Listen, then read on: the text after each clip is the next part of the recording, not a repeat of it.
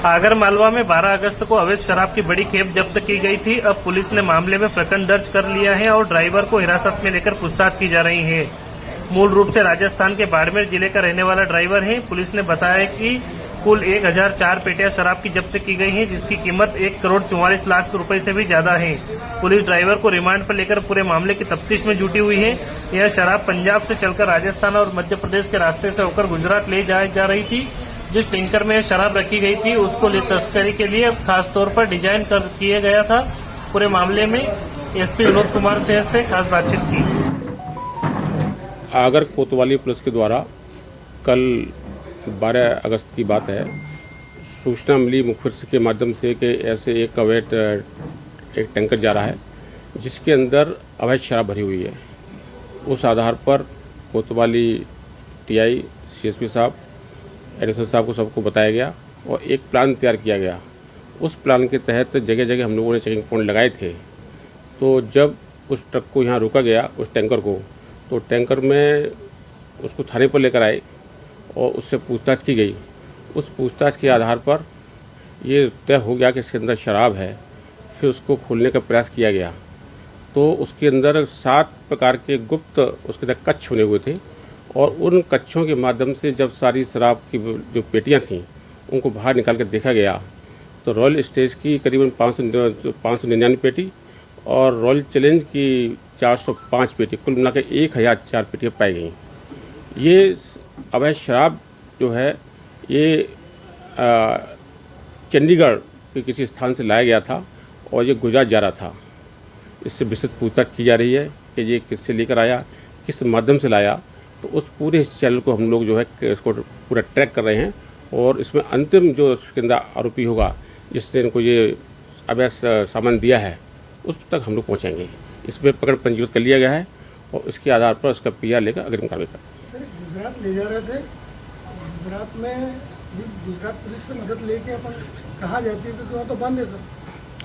यही मैंने आपको बताया कि इन्वेस्टिगेशन में इसका सोर्स कहाँ से इसने लिया है, उस सोर्स से लेके और कहाँ लेके जा रहा है ये, इस पूरे इस चैनल को हम लोग अपने विवेचना में ले रहे हैं।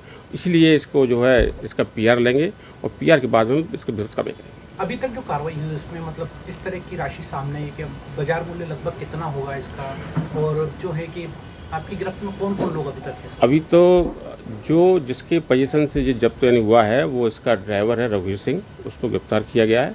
इसके साथ साथ में जो इसके अंदर अवैध शराब है, इस शराब की कुल इसकी कीमत लगभग 1,44,00,000 है।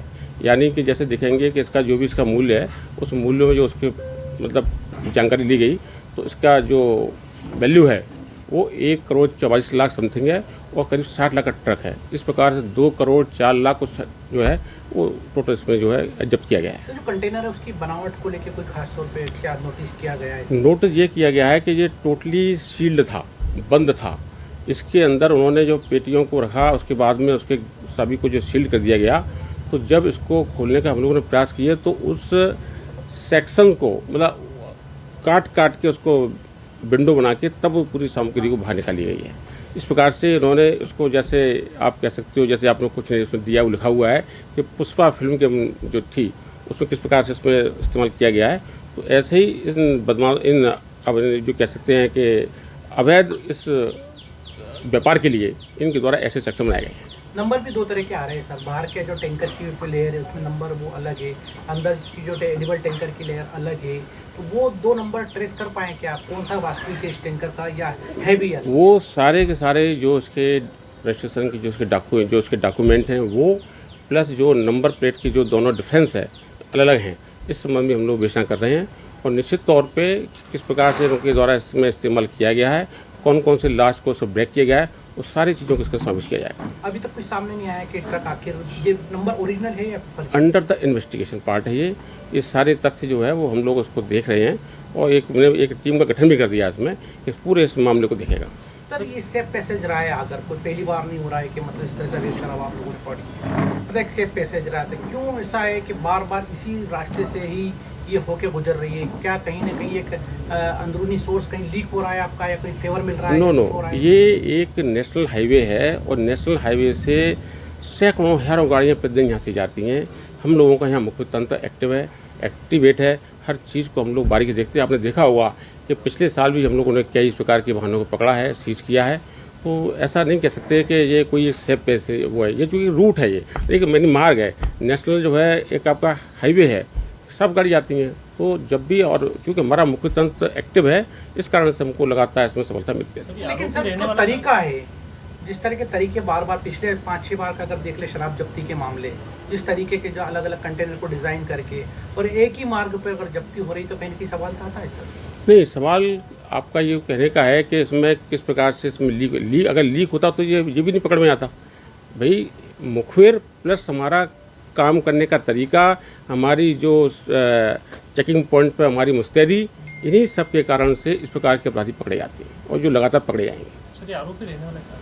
आरोपी रहने वाला बाड़मेर का है, तो उस संबंध में भी हम लोग वहाँ से भी इसका आधार कार्ड वगैरह की जो इसको वेरीफाई कर रहे हैं। और इसमें मतलब आरोपी कहाँ का है, के साथ साथ में कौन कौन और इन्वॉल्व हैं, वो सारे तथ्य इसके अंदर सामने आएंगे। एक सूत्रों से एक जानकारी और आ रही थी सर कि मतलब जो ड्राइवर उसको बार बार व्हाट्सएप कॉल्स आ रहे थे, तो उस पर कोई बात नहीं? वो जो उसका मोबाइल फ़ोन है, जो उसका जो भी तथ्य बाकी, वो सब साइबर की भी हम लोग बदल लेंगे। इसमें मैंने जो टीम बनाई है उसमें साइबर का भी मैंने डाला है और हर प्रकार की पहलुओं पर हम लोग इसे जाँच। सर, विभाग के सराहनीय कार्य करने के लिए कुछ इनाम वगैरह? इनाम के लिए हम भरपूर इनाम दे, मतलब इस केस में बताया मैंने, थाना प्रभारी से लेके जो इसमें रहे हैं उन सभी को इनाम दें। सर जैसे पूरे पुराने केसों में देखने में आया है कि व्हाट्सएप कॉलिंग होती थी या ड्राइवर चेंज होते थे, इसमें भी कुछ इस प्रकार का आया क्या? देखिए, ये सब जो तथ्य जो है वो इन्वेस्टिगेशन के पार्ट है। किस प्रकार से उसने किस चीज़ का इस्तेमाल किया है, किस डिवाइस का इस्तेमाल किया है, वो सब हमारा इन्वेस्टिगेशन का पार्ट है। उसको हम ध्यान रखते हुए हम इसमें इन्वेस्टिगेशन आगे बढ़ा। सर पहले भी हुई थी ऐसी वारदात में, तो पहले आप लोगों ने इसको खुलासा किया था इस टाइप से ये इस्तेमाल करते थे? तो अभी तक कल पकड़ा गया है, इन्वेस्टिगेशन ऑन गोइंग है, अभी इन्वेस्टिगेशन चल तो रहा है। पहले भी जो मतलब चीजें हुई है सर, मतलब नेचर रिपीट हो रहा है। हमारा सवाल ये नेचर रिपीट हो रहा है, नेचर रिपीट नहीं हो रहा है। ये इन्वेस्टिगेशन का मतलब होता है कि हर उस तथ्य की जांच करना जिसके माध्यम से अपराधी ने उस कृत्य को करने के लिए इस्तेमाल किया है उन यानी बिंदुओं पर। तो हम उन सारे पहलुओं को तभी तो उसको इन्वेस्टिगेशन करके माननीय न्यायालय में पेश करेंगे ताकि वो इस प्रकार की भविष्य में पुनरावृत्ति न कर सकें। और क्वेश्चन भाई हैं?